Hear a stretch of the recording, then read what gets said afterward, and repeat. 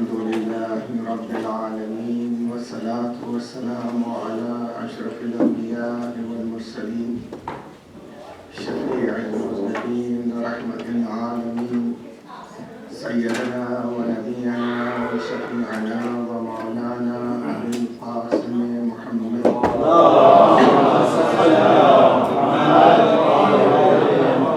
وآله الطيبين الطاهرين المعصومين الخيرين الفاضلين ولعنة الله على أعدائهم أجمعين من الآن إلى قيام يوم الدين. أما بعد فقد قال الله تبارك وتعالى في كتابه المبين وهو أصدق الصادقين. بسم الله الرحمن الرحيم. وما أرسلنا قبلك إلا رجالا نوحي إليهم فاسألوا أهل الذكر إن كنتم لا تعلمون.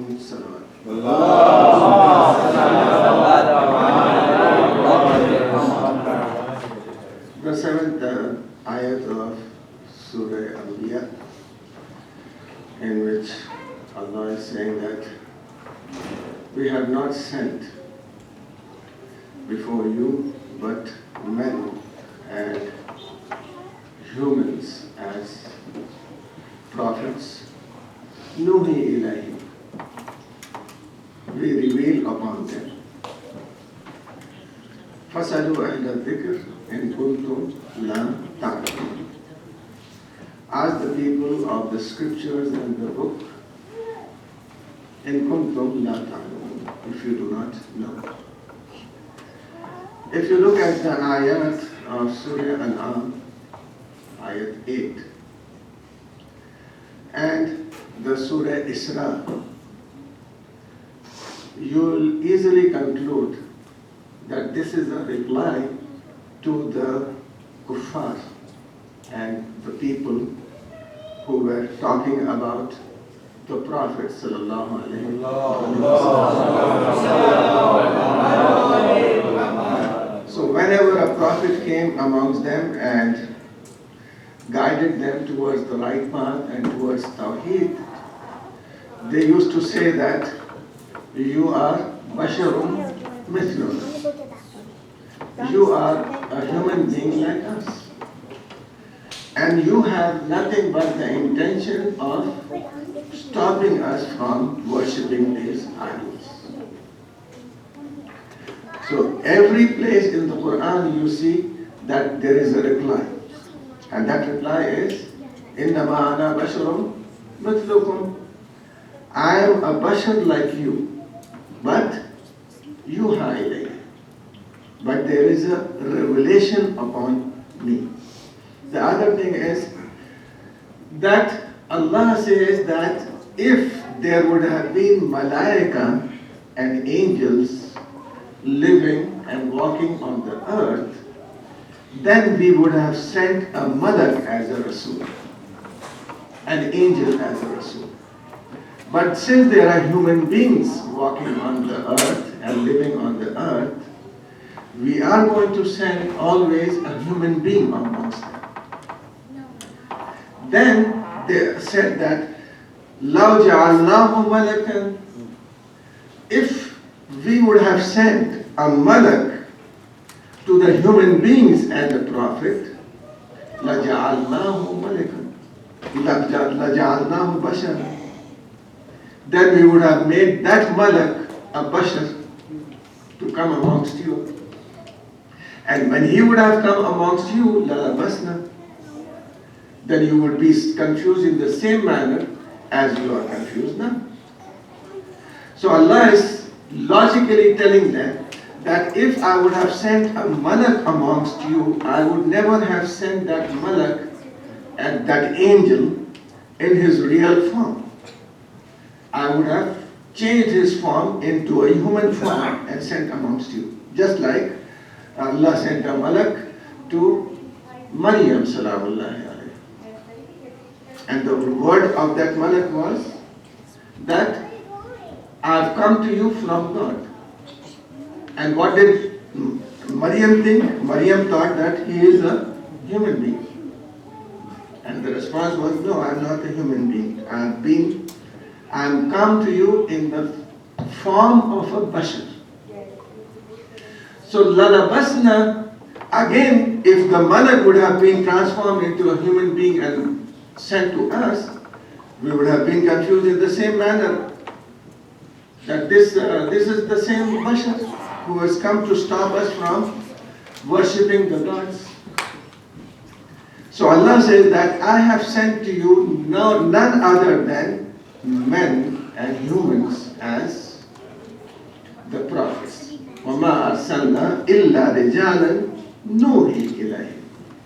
But we reveal upon them. So the only difference Allah is telling us is that they have wahi from Allah and we do not have wahi from Allah. And in the ayat of Surah Isra he says, يَمُنُّ عَلَىٰ عِبَادِهِ مِنْ عِبَادِهِ مَنْ يَشَاءُ. From whomever Allah wants amongst His servants, He takes them, chooses them, and favors them, and sends His bounties upon them. From these ayats we come to a conclusion that the human form of the other ayat follows after this ayat of Surah Anbiya. The other ayat follows that they have jism and they eat food and they walk in the streets and the markets. So from this we come to a conclusion that they are in the human nature, they are in the form of human beings. Today I would like to tell you this, that the human beings, the angels, the animals, the plants, and the stones, these are the lives, the matter, and then the other lives. Into which category are you going to place the Anbiya? Either you are going to place them in the humans, or you are going to place them in the angels, or you are going to place them in the animals, which I don't think you will ever do, except the Hindus. Or you are going to place them in the trees and plants. You are not going to do it, except the Hindus. Or you are going to place your prophets into the stones. You are not going to do it, except the Hindus.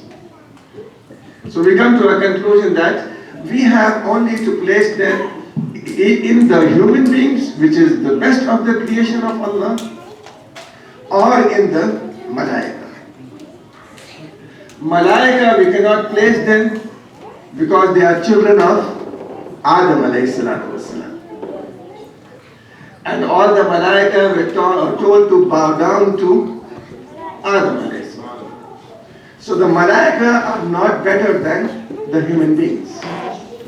In fact, in the hadith of Rasulullah sallallahu alayhi wa sallam, when he was asked, are you Abdal or Jibreel? Rasulullah said that Malaika are khuddam. They have been created to serve you. And Jibreel was born after my Nur was created. So from this we come to a conclusion that yes, amongst these prophets, Rasulullah sallallahu alayhi wa sallam,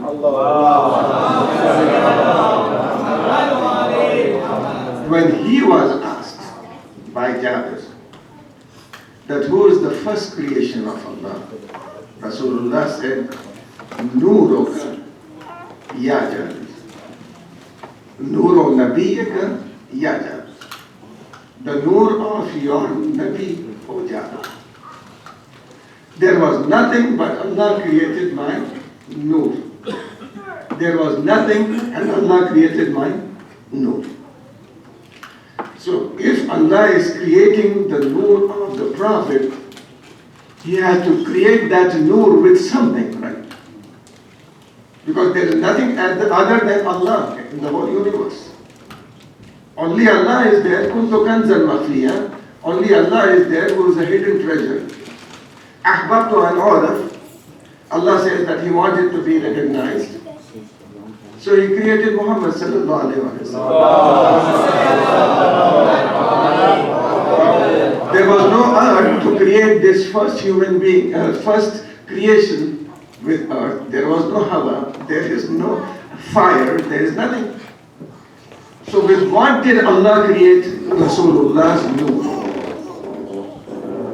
So Allah Himself says, I created this nur of my first creation from my own nur. So from my own nur means that Prophet Muhammad will become a part of Allah, because he is creating Rasulullah from his own nur. So many people think that on the day of judgment, Hama Ust, we are created from him and we are going to return back to him. But we don't think like that. When Imam Zainul Abidin alayhi salatu wasalam was asked, he replied and said, we are created from the nur of Allah, just like the rays of sun is created from the sun. The rays of the sun is created from the sun. What is that? The rays of the sun is not a part of the sun. They are from the sun, but they are not a part of the sun. Similarly, Rasulullah is created from the nur of Allah, like the rays of the sun is created from the sun. And the rays are not a part of the sun. Similarly, Rasulullah is not a part of Allah. The second thing which you are going to see is, you don't have to look at the sun to recognize that it is there. As soon as you look at the rays of the sun, you are going to recognize that the sun is up. The sun has risen. So from this we come to a conclusion that by looking at Muhammad wa Ali Muhammad, we realize that there is a God who has created everyone. So we recognize Allah through the nur of Muhammad wa Ali Muhammad. I recognize you through your faces. I do not know, they have not been successful enough in the medicine, in the medical science, to transform the faces. But they can do plastic surgery. But they cannot take out my whole face and stick it onto someone else, or my whole head. I think faces are changed. Like Saddam had many people who were similar to him. I would like to just have that surgery and make smiling faces and distribute it amongst you. Say as-salawat, please.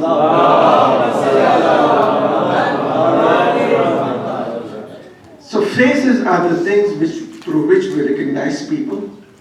And that's why Imam Sadiq alayhi salam says, Nahnu wajhullah.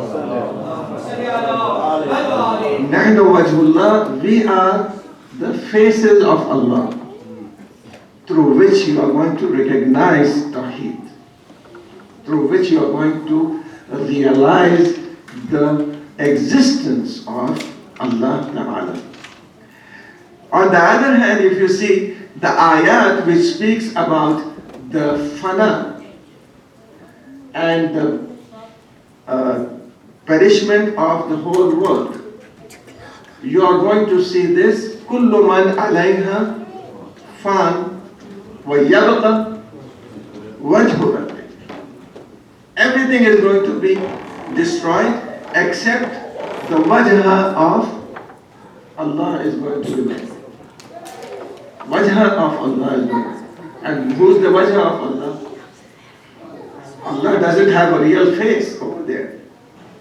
The one who is recognizing and making us recognize Him. They are the wujuh of Allah. So, كُلُّ مَنْ عَلَيْهَا فَانٍ وَيَبْقَى وَجْهُ رَبِّكَ ذُو الْجَلَالِ وَالْإِكْرَامِ. Now on the other hand, If you look at that, when everything is destroyed on the day of Qiyamah, doomsday, then Allah is going to question. And that question is, لِمَنِ الْمُلْكَ الْيَوْمِ? For whom is the mulk today? لِمَنِ الْمُلْكَ الْيَوْمِ? Who is the owner of the kingdom today? And there is going to be someone who is going to give the reply, لِلَّهِ الْوَاحِدِ الْقَهَّارِ. The mulk belongs to the one who is Wahid, who is one, and Qahhar, who is forceful, dominant.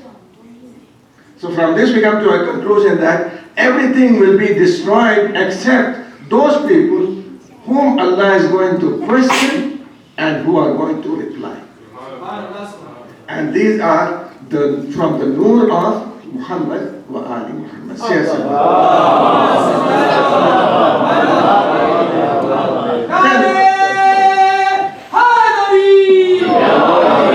Then again, after the creation of Nur, Allah created the Ruh. The Ruhaniyun are created after the Nur. So the Aql is created from the Ruh. And the Malaika are created from the Ruhaniyun.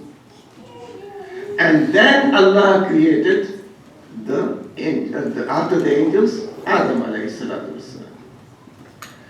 On the earth, there were present many of his creation. Among these were the Naslas, or the Shaitan, or the Iblis. And this Iblis, he was a very great worshipper of Allah.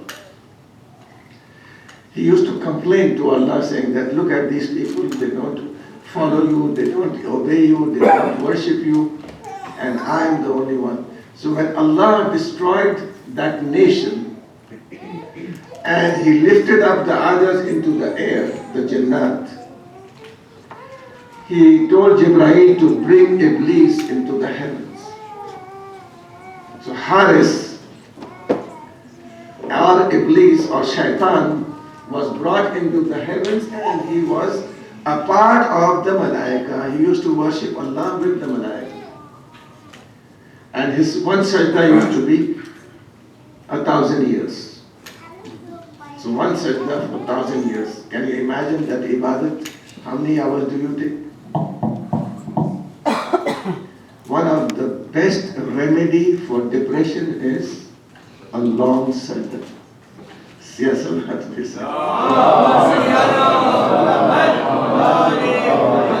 when you go into the sajda, you say, Ya Latifu, Ya Khabir, Ya Latifu, Ya Khabir. Long sajda. The more you do the sajda, the more you get the reward. So his sajda used to be 1,000 years sajda. But he was amongst the angels, and the angels used to think that he is one of us, and he is greater than all of us. So I would like to tell that he was made of fire. Jinnat are made from fire, dukhan. And the angels are from nur. When Allah wanted Shaitan to be with the angels, He gave him the form of nur. And he stayed comfortably. But Allah wanted the angels to recognize who is on haqq and who is on batil. So there are going to be many people who are going to do sajdas, long sajdas, but yet they may not be on the right path. They may be hypocrites. They may be kuffar. So we cannot take for granted all the ashab of Rasulullah to be as the followers of Rasulullah. When there can be Iblis amongst the Malaika, there can be a hypocrite amongst the mu'mineen too. So here, the first thing which Allah did was, He created Adam and He made the Malaika bow down towards Adam alayhi salam. So the recognition of the hypocrite amongst the Malaika came through the sajda towards Adam, who is the first Khalifa. So if you want to recognize who is a hypocrite, you tell him to obey or follow the first Khalifa, Adam alayhi salam. Everyone did the sajda except Iblis. Aba wastakbara wa kana minal kafirin. He was from the kuffar. Ya Allah, then what about his ibadat? What about his sajda? What about his ruku? He was from kafirin. Kana minal kafir. So when he was a kafir, Allah just wanted to expose him. And to expose him, He told him to obey Adam and to bow down towards Adam alayhi salatu wasalam. Similarly, when Rasulullah sallallahu alayhi wa sallam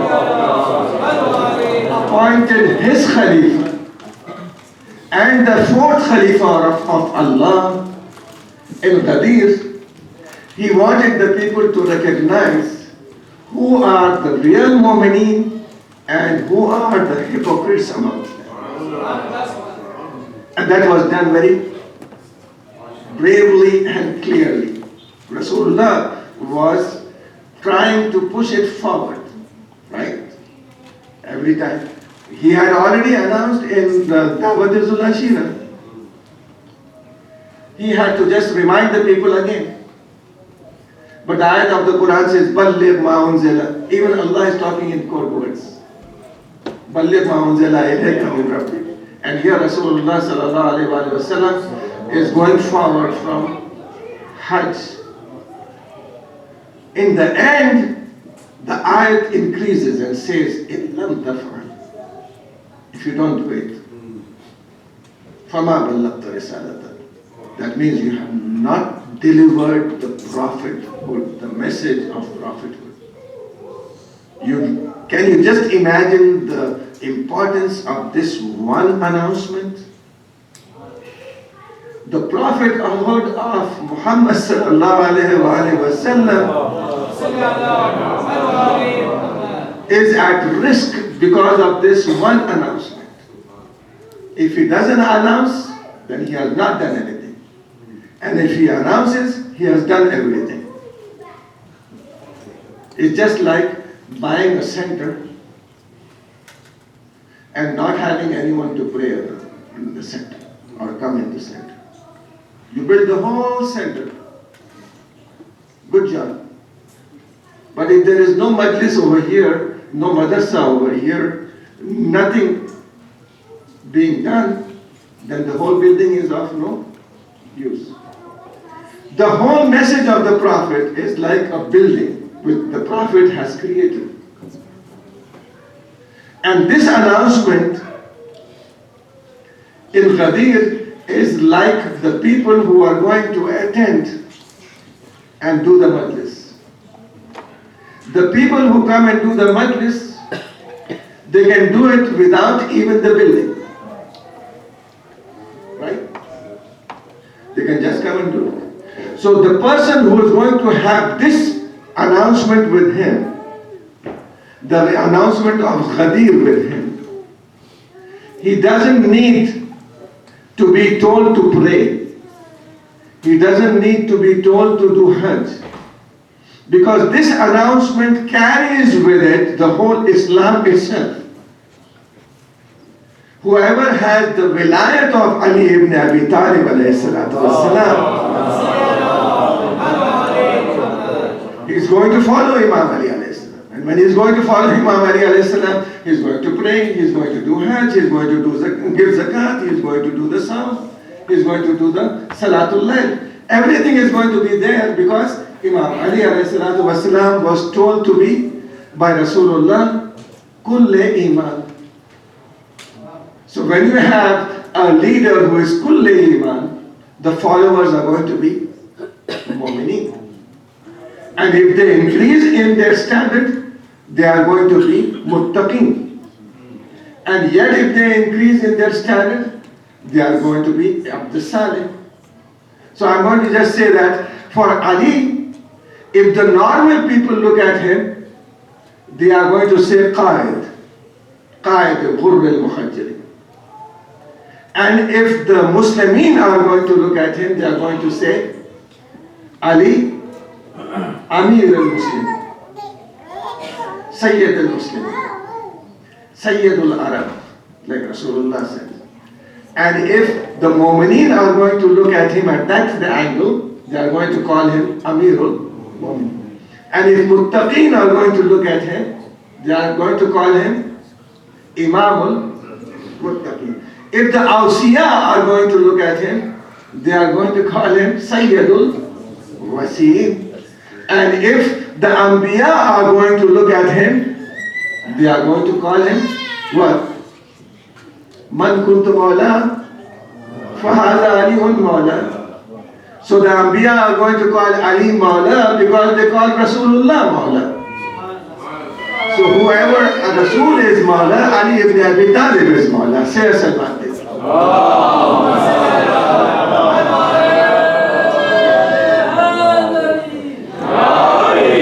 So these malaika were sent to the prophets, but they were not made prophets. But yet they were sent as humans, like Harut and Marut.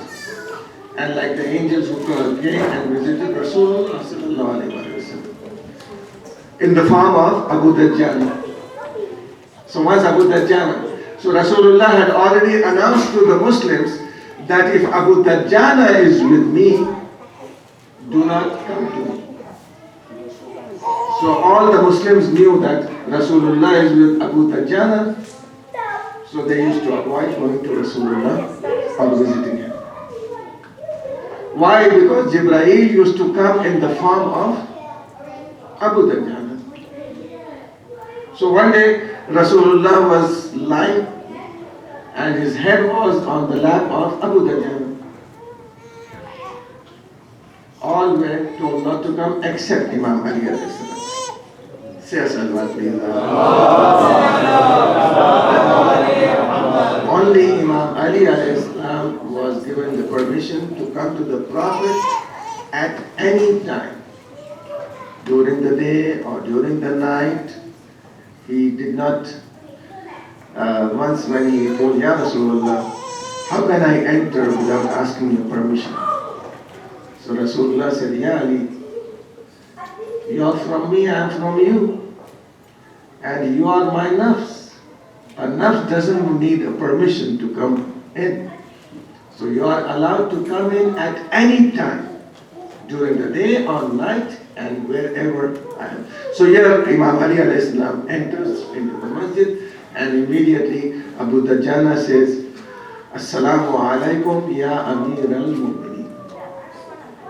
He said, Ya Amir al-Mu'mineen. And he said, you are a haqq, you have the more right to have the head of Rasulullah on your lap. Imam Ali alayhi salam sat down and Abu Dajjal left. So when Rasulullah woke up, Imam Ali alayhi salam said, Ya Rasulullah, I just saw something new which happened. He said, what? Abu Dajjal was sitting over here and he said these names. Ya Amir al-Mu'mineen. Rasulullah said, Ya Ali, this was not Abu Dajjal, this was Jibreel, who called you with the name Ya Amirul Mu'mineen. You are on earth, Ya Amirul Mu'mineen, and you are in the heavens, Amirul Mu'mineen. So the word Amirul Mu'mineen was a gift from Allah to Imam Ali alayhi salam. That's why when someone called Imam Hassan alayhi salam Amirul Mu'mineen, he stopped him. He said, no, don't call me Amirul Mu'mineen, because it is the title given by Allah to my father, Ali ibn Abi Talib.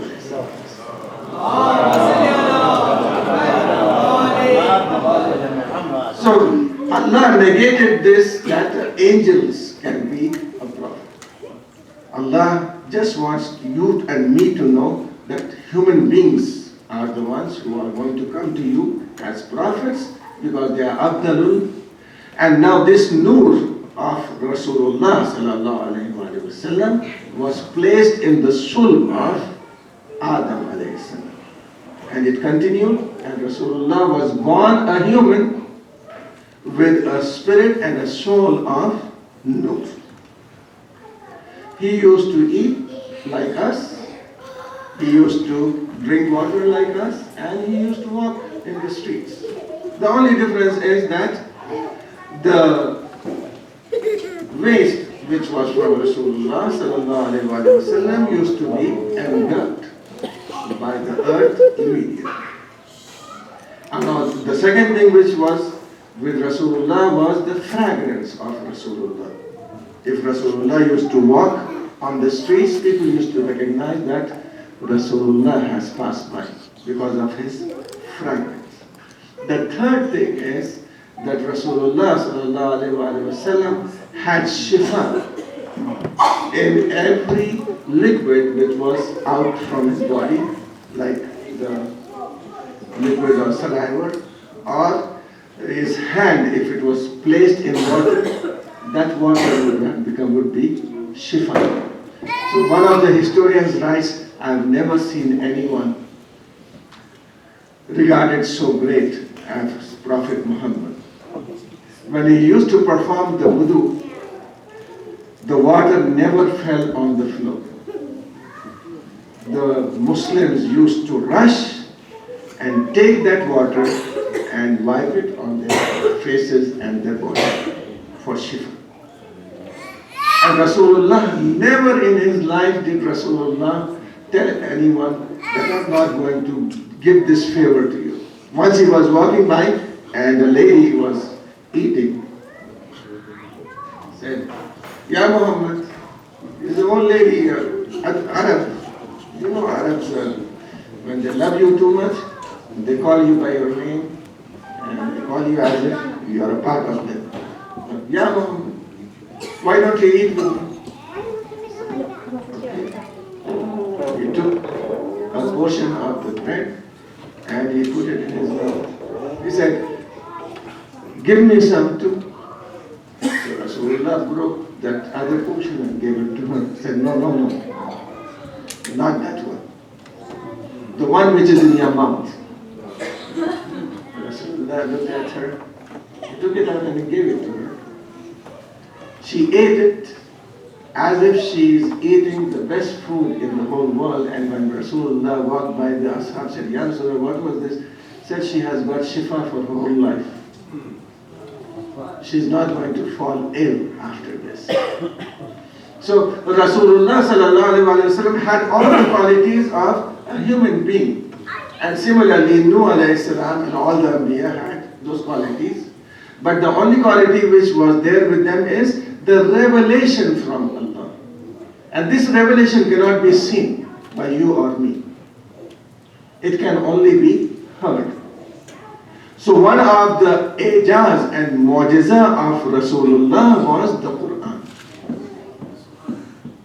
And this mu'jiza, which was Quran, says by itself, إن كنتم في ريب مما نزلنا على عبدنا فأتوا بسورة من مثله. If you have any doubt that this book is from Allah, then bring a surah similar to it. But none of them could bring it. And till today, they are not able to bring it. Quran has a special quality in it. That is, if you place a word into the Quran by yourself, Quran will throw it out. You will immediately realize that this is not a part of Quran. And if you take out something from the Quran will tell you by itself that there is something missing over here. When you recite it, you feel that there is something missing. So that is the best quality of the Quran. And similar is the quality of the Ahlul Bayt alayhi salatu wassalam. If you add someone to the Ahlul Bayt, the purity of Ahlul Bayt is going to throw them out. And if you are going to take out someone from the Ahlul Bayt, his purity is going to take him back to the Ahlul Bayt alayhi salatu wassalam.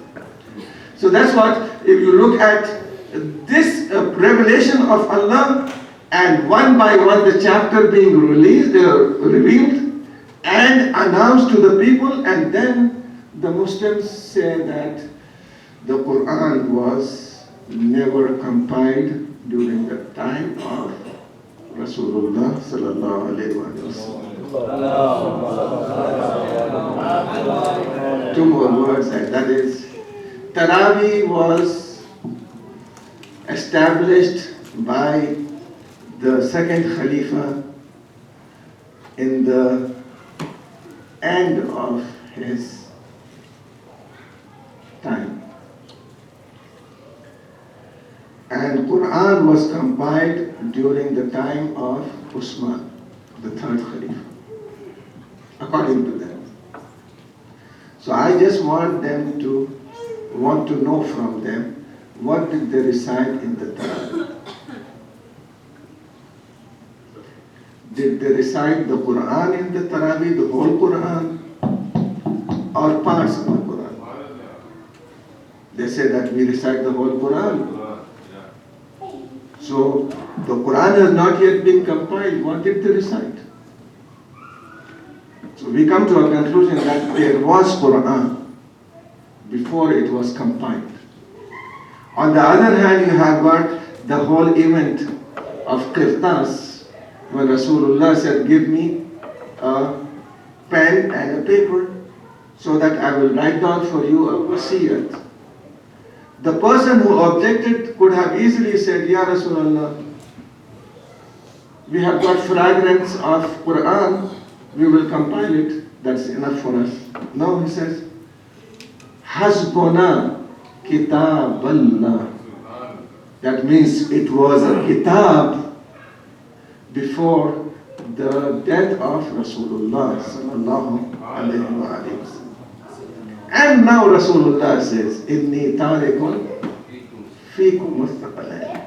Revelation is being left, which is a mu'jiza of Rasulullah, and with that mu'jiza is left Ahlul Bayt alayhi salatu wasalam. Rasulullah, one is sufficient. He said, no, you will not even be able to recite like me if I don't leave behind the Ahlul Bayt alayhi salatu wasalam. You will recite in the Lebanese accent, or you will recite in the Saudi accent. Till today, you have a problem, you know. If you go to Iraq, they are going to say, Walad-Dallin. And if you go to Lebanon, they are going to say, Walad-Dallin. And if you go to Saudi, they are going to say, Walad-Dallin. The tongue is touching in different parts of the mouth, and I've got these accents. So what was the Rasulullah? Was he reciting in the which accent? He said, oh, Hijaz. I said, no, Hijaz is very big. Medina and Mecca. So which was the accent of Rasulullah? If you ask me, ask. The accent of Rasulullah was taught by Allah. So he read in the accent and qiraat of Allah, which was taught to him. Now he is leaving behind with the Quran those who had with them the accent of Allah. The accent which Allah has taught them. So when Imam Hussain alayhi salam is going to recite the Surah Kahf, it is going to be the same as what Imam Ali alayhi salatu wasalam is going to recite. It's very easy to recognize a person when you hear his accent. You are hearing my English accent, right? You know that this guy is from India, maybe, or Pakistan. From my English, you know that. Now Rasulullah is in Mi'raj. There is none other than him in Mi'raj. Jibreel has already stopped in Sidratul Muntaha. Now it's Rasulullah, and that's it. And now he hears a voice. And he walks forward. And all the dialogue is done. And when Rasulullah comes down on the earth, Abu Bakr comes to him and said, the son of Umar is narrating this, that Abu Bakr asked him, in which accent and which language did Allah talk to you, O Prophet? كلمني ربي بلغة العلي.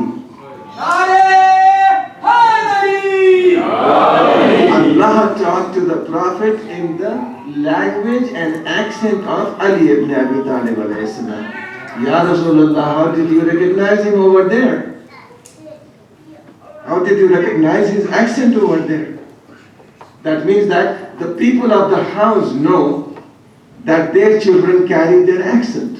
Wherever they might be, they hear it and they say, oh, this is ours. Because Imam Ali alayhi salam had no other accent than the accent of Rasulullah sallallahu alayhi wa sallam himself.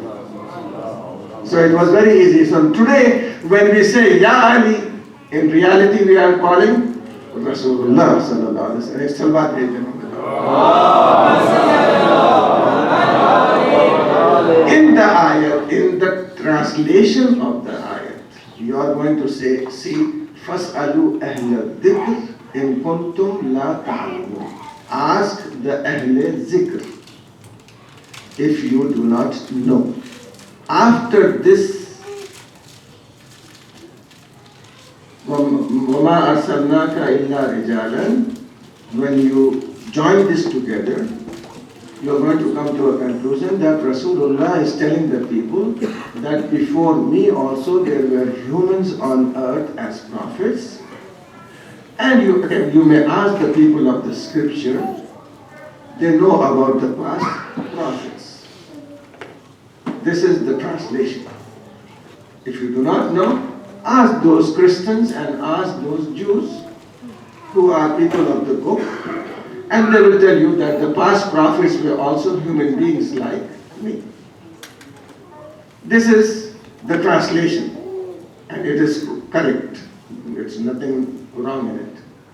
But the ta'wil of this ayah, ta'wil is the explanation given by the Prophet sallallahu alaihi wasallam. It is that فَاسْأَلُوا أَهْلَ الذِّكْرِ means ask the people of zikr. He said, what is zikr? The Quran is zikr. Like Allah says in the ayat, إِنَّا نَحْنُ نَزَّلْنَا الذِّكْرِ وَإِنَّا لَهُ لَحَافِظُونَ. We are the ones who have revealed to you the zikr, and we are the protectors. So we come to a conclusion that Ahlul Zikr are Ahlul Quran. And Ahlul Quran are those people who have been left with the Quran. The Muslims are not Ahlul Quran. They are followers of Quran. But Ahlul Bayt alayhi salatu wasalam are Ahlul Quran because they have the Quran in their hearts. Fi suduril lazina utul ilm. The Quran is in their hearts. You cannot separate the Quran from them. And Rasulullah says that they will not be separated from each other till they reach me on the House of Council, which means very clearly, if you try also, you cannot separate. How will you separate a person from his knowledge, a person from his heart? So the whole Quran is in the nur of Ahlul Bayt. That's why Rasulullah did not mention Quran. Rasulullah mentioned Inni tarikun fikum kitaballah, not Quran. Kitab. What is the meaning of Kitabullah? Kitab is something in which other things are gathered together. If you bring things together, that becomes a kitab. So if you bring all the humans together, it becomes a kitab of humans. If you bring all the pens together, it becomes a kitab of pen. If you bring all the amal together, it becomes a kitabul amal. If you bring all the scriptures together with the Quran, then it becomes a kitabullah. When you gather all the hidayat of Allah together in one place, it becomes kitabullah. And this kitabullah is the one which Allah says about. Alif Lam Mim Zalikal Kitab. So this is the book. One in whomever you gather everything is Kitab. And here Imam Ali alayhi salatu wasalam says that whatever is in the Kitab, you may ask me. Whatever is in the Kitab means what? That you can ask me about Torah, you can ask me about Injil, you can ask me about Zabur, you can ask me about Quran. Whatever has been revealed before me, you can ask everything. And I'm going to give you the reply. Fasalu Ahla Zikr in kuntum la ta'lamun. And now Imam Ali alayhi salam says, Saluni. Saluni qabla tafkiduni. Very close to each other. If you say, Ya Allah, who are the Ahla Zikr? Said something. That's why when someone came to Imam and asked him, Ya Rasulullah, who are you? Said, we are mas'ulun. Who are we? Said, you are sa'ilun. Said, is our duty to ask? Said, yes. And is it your duty to reply? Said, no. Imam said, no. It is our duty to reply if we want and Allah wants. And we may not reply if Allah wants. So they are Masoleen and we are Sa'ilun. And that's why every place you go, you ask. To the shrine of Imam Hussain alayhi salam you go, you ask. Every shrine you visit, you ask. Why do you ask? Because they are the ones who are going to be giving the reply. Ya Ali Madad is nothing but asking. Nothing but asking.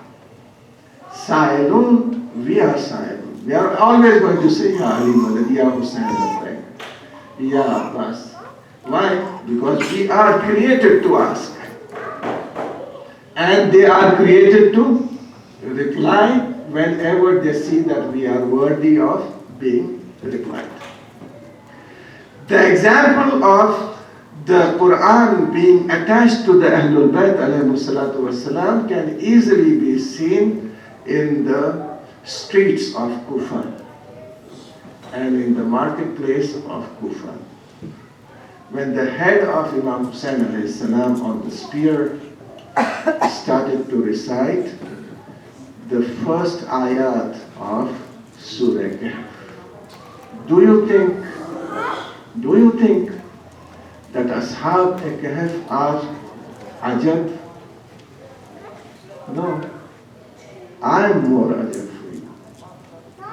That I am reciting the ayat of the Quran, mentioning clearly that we are none other than the ones with whom Allah has left the Quran, and we are the ones who are with the Quran.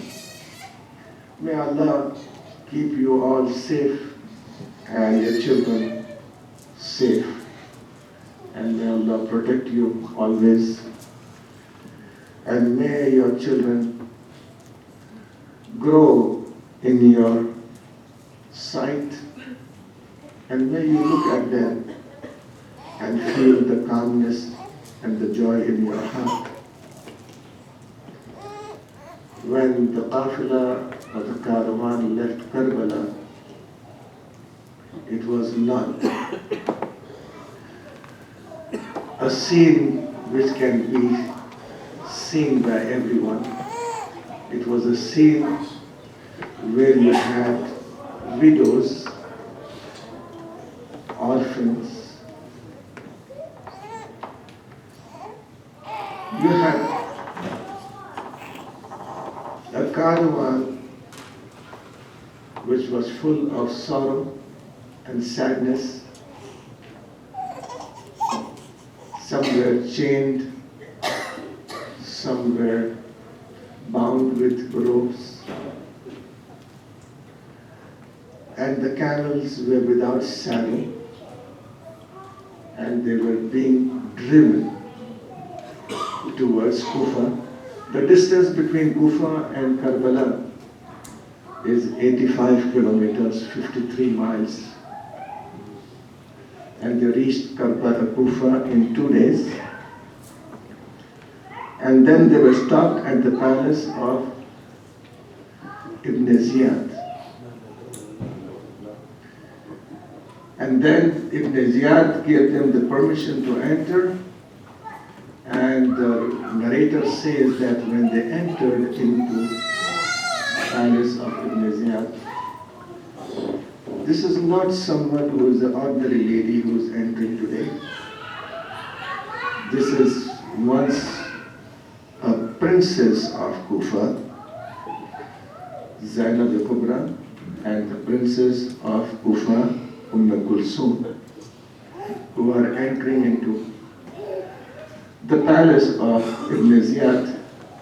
Zainab hid behind the other ladies, and Ibn Ziyad started to question that who is this lady. In the end, when he started to say kufr, that is at that time that Zainab came forward and she said, Ibn Ziyad, Ma ra'aytu illa jamila. I have not seen anything from Allah but beautiful. And then he started to again argue with her, and she replied back. And the words he used were so hurting. Said, didn't you see what Allah has done with the liars? After which Zainab replied and said, we are not liars and we are not ones who speak lies. Hussein has walked towards his death with his own feet, with his own will. You have surely killed us, you have severed our generations, you have slaughtered us. And if that has given you the calmness of heart, then be it. Then he turned towards the head of Imam Hussein alayhi salam and started to hit his stick onto the teeth of Imam Hussein alayhi salam. Zainab was looking at it, and Zayd ibn Arqam stood up and he said, Ya Ibn Ziyad, I have seen Rasulullah kiss those lips, remove your stick from those lips. Ibn Ziyad said, if you would not have been old, I would have killed you a year itself. Zayd ibn Arqam walked out from the palace of Ibn Ziyad saying that you are Ad-Da'i ibn Ad-Da'i. You are the son of someone who has no father. After the second time the Ahlul Bayt was brought in front of Ibn Ziyad, at that time Ibn Ziyad called for a prisoner from the prison. And that prisoner was Mukhtar Saqafi. When Mukhtar Saqafi came into the presence of Ibn Ziyad, he said, how would you feel if Imam Hussein would be here? Your Imam Hussein would be here. He said, Hussein will not be in your palace, Najis palace. He said, do you like to see that? He said, yes. He cannot be here. He said, here is the head of your Hussein. As soon as Mukhtar saw the head of Imam Hussein alayhi salam, he broke the chains which were tied to him, and he went forward to kill Ibn Ziyad when he heard a very small voice from behind saying, Mukhtar, Mukhtar, be patient. He looked behind and said, Yabna Rasulullah, you are chained and you are here, and you are standing like a prisoner and a captive. Mukhtar, Sabr Mukhtar, you are just seeing the head of Hussein. I have seen with my own eyes the body of Ali Akbar, the body of Abbas, the body of Qasim, the body of Ali ibn Hussein. All are lying in the Dasht Karbala, in the desert of Karbala, and they have not yet been buried. It is on the 12th of Muharram that Imam Zainul Abidin alayhi salatu wasalam reached Karbala through a miracle, and he saw that the people of Bani Asad are coming from their Qariya to bury the body of Imam Hussein alayhi salatu wasalam. What happened is, their ladies had come there and asked and seen the bodies of Imam Hussein and others, and went back and told their men that what are you doing sitting over here? The son of Fatima has been killed and martyred in Karbala, and their bodies are lying in the desert. These people rush towards Karbala saying these words, Ayn al-Hussein, Ayn al-Hussein. Till today they come towards Karbala saying Ayn al-Hussein. And when they reached Karbala and they started to bury the bodies, they saw Zainul Abidin alayhi salatu wasalam over there.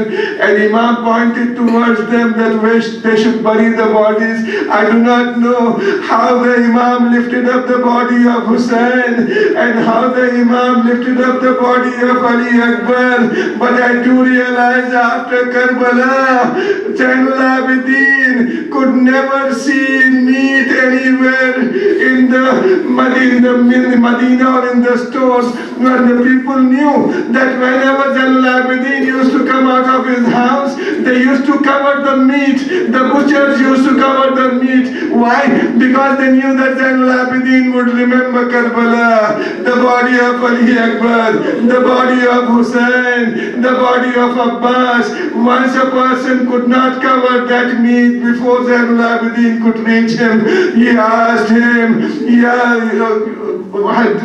did you slaughter this animal by yourself? He said, yes, Ibn Rasulullah. Did you give this animal some water before you slaughtered it? He replied and said, Ibn Rasulullah, we do not slaughter any animal before giving it some water. He looked at Karbala, he faced Karbala and said, Ya Aba Abdullah, Ya Aba Abdullah, alayka minni salam, Ya Aba Abdullah, my salam upon you. Even animals are being slaughtered after they have been given water, but you have been slaughtered in Karbala with hunger and with thirst.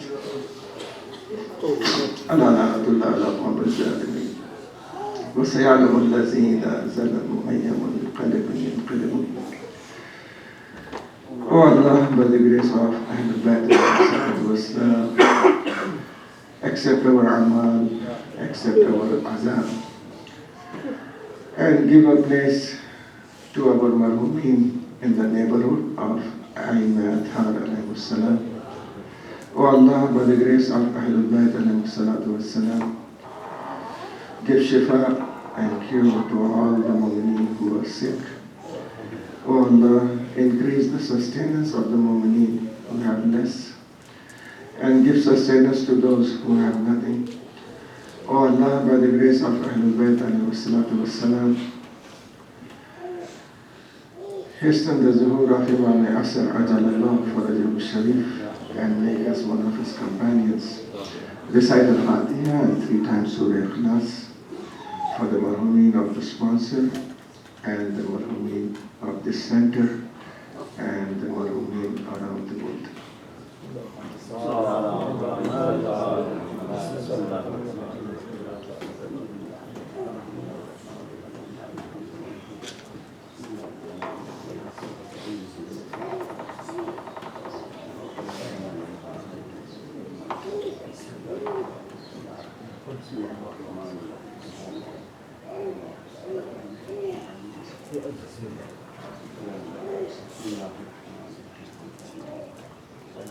ربنا تقبل منا إنك أنت السميع العليم بحق محمد وآله الطاهرين.